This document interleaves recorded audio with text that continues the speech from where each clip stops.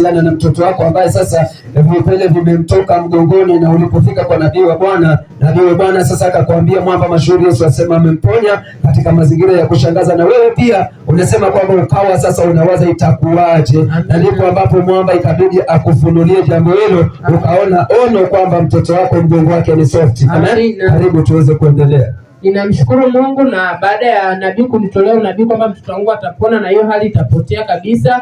Bwana na mimi alinifunulia, nikaiona ile hali katika ndoto, na nilivyoiona nimethibitika katika michoro kwenye damu na nyama. Nimemwona mtoto wangu akimfurahia Bwana na ile hali imeondoka. Hebu piga makofi na vigelegele. Unajua yako mambo mengi yanaendelea sasa hivi katika michoro, tunaelewana vizuri. Wewe mzazi yoyote ambaye unaweza kufuatilia ushuhuda huu mashuhuri wa mama mashuhuri aitwa Yesu Kristo, huenda na wewe mtoto wako ana vipele mgongoni ama na matatizo mbalimbali, fika kwenye maskani ya waaminio ujumbe wa saa inayopatikana jijini Arusha nchini Tanzania. Hapa huwa mwamba akitoa tu unabii inawezekana, na ndio maana umeona mtoto wa ndugu yetu hapa mwamba alitoa unabii, sio kwa chumvi, fruto wala mafuta, ni neno tu mwamba alitamka, na hakika amemponya mtoto huyo na mgongo wake ni soft kabisa. Amina. Ushuhuda mwingine ninamrudishia Bwana sifa, utukufu, heshima. Amina. Alitabiri mahali hapa kupitia kinywa cha nabii wake. Mungu akaniambia kwamba mtoto wangu atatembea. Mtoto wako atatembea. Amen. Na wakati huo nabii unatoka hatembei. Na nje na kwamba alikuwa atembea, yani alikuwa amechelewa pia. Yani alikuwa amechelewa kutembea. Kwa sababu ana mwaka mmoja na kama miezi mitatu. Sasa nikawa najiuliza mbona kama sio kawaida. Ndio. Amechelewa kutembea, lakini nabii wa Bwana akaniambia mtoto atatembea kwa haraka. Sasa nikawa namwangalia kulingana na hizo homa ambazo amepitia hapo katikati, nikawa naona kama vile inakuwa ngumu, lakini nikasimamia lile neno ambalo Bwana amesema. Nikamwambia Mungu, umesema huyu mtoto atatembea. Hajatembelea gari, hajatembelea chochote. Lakini hakika mtoto ametembea. Mtoto ametembea. Kwa hiyo hapa tunapozungumza mtoto anatembea. Mtoto ambaye alichelewa kutembea. Baada ya wewe sasa kujiuliza mbona mtoto amechelewa, ukafika kwa nabii wa Bwana. Na ulipofika kwa nabii wa Bwana, nabii wa Bwana akakwambia usiogope. Mtoto atatembea haraka. Na hapa tunapozungumza mtoto anatembea. Hebu mshangilie Bwana kwa makofi na vigelegele. Hakika kuna jambo ambalo lilikuwa ni zito kwangu. Jambo zito. Nilikuwa na jambo zito kwangu ambalo lilikuwa limenilemea, ni kama vile moyo wangu umejaa. Sasa wakati nipo katika hiyo hali, yani nikawa siwezi kuongea, siwezi kumwelezea mtu, siwezi kufanyaje.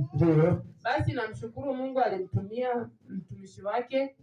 Akawa amenisaidia kuvuka kwenye lile jambo. Amekusaidia kuvuka, na hilo jambo kumshirikisha mtu. Sikumshirikisha. Ulikuwa tu maana yake limejaa sasa moyoni mwako. Mimi nilisema simwambii. Umetulia kimya. Nilisema simwambii. Lakini yule mwamba mfunuzi akafunua michoro. Akafunua, na mimi nikabaki nimedua, nikasema hebu ongeza makofi na vigelegele kwa Bwana. Huenda una matatizo mengi na unamshirikisha mtu. Amen. Yuko mwamba mashuhuri Yesu, huwa anachunguza matatizo ya kila mtu, na unaweza tu kujikuta automatic mwamba akawa amekuponya bila hata kumueleza. Amen.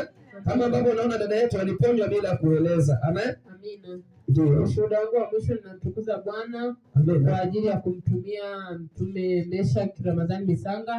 Hiyo siku alikuwa pale nyumbani kwangu, akamwona mtoto wangu akiwa katika hali ya mafua. Mtoto alikuwa katika hali ya mafua. Mtumishi wa Bwana, nabii wa Bwana, ndugu Meshack Ramadhani Misanga akawa amepita pale kwako. Sasa alipopita akamtabiria, akaniambia mafua yatakauka. Hayo mafua yatakauka. Haikupita muda, yani hata kabla sijamaliza na yeye hajaondoka, mtoto akawa mafua yamekauka. Nikabaki nikamwambia mafua. Kwa maana nyingine hayo mafua yalikuwa yanamwagika kama maji. Yani mafua yalikuwa yanatiririka. Akaniambia ndio, wewe na mtoto wako mafua yatakauka Bwana, mafua yatakauka. Wewe yatakauka.